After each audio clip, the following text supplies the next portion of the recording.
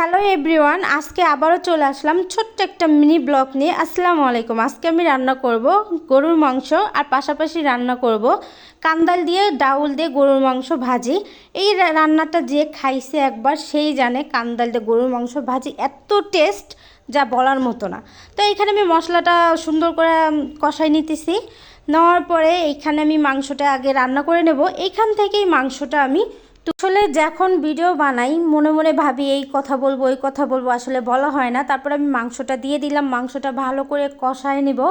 ভালো করে কষানোর পরে এর ভিতরে পানিটা অ্যাড করে দিয়ে আমি ভালো করে জাল দিয়ে সিদ্ধ করে নেব। আর এখান থেকে তুলে রাখবো অর্ধেক। ফাইনালি আমার তরকারিটা রান্না করা শেষ।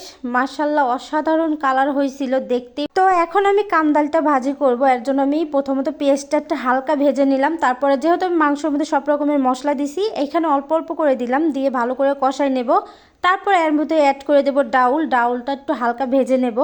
নেওয়ার পরে এখানে দিয়ে দেব কান্দালটা দিয়ে অনেক সুন্দর করে ভাজি করব যতক্ষণ না কান্দালটা সেদ্ধ হচ্ছে। তারপরে মাশাল্লাহ দেখেন কান্দালটা কিন্তু সেদ্ধ করা হয়ে গেছে। এর ভিতরে যে মাংসগুলো আমি ছাড়াই রাখছিলাম হাত দিয়ে, এখন এই মাংসগুলো এর ভিতরে অ্যাড করে দেব। দিয়ে যতক্ষণ না ভাজির কালার আসবে ততক্ষণ আমি ভাজতেই থাকবো। বাইরে এত টেস্ট, একবার হলেও খেয়ে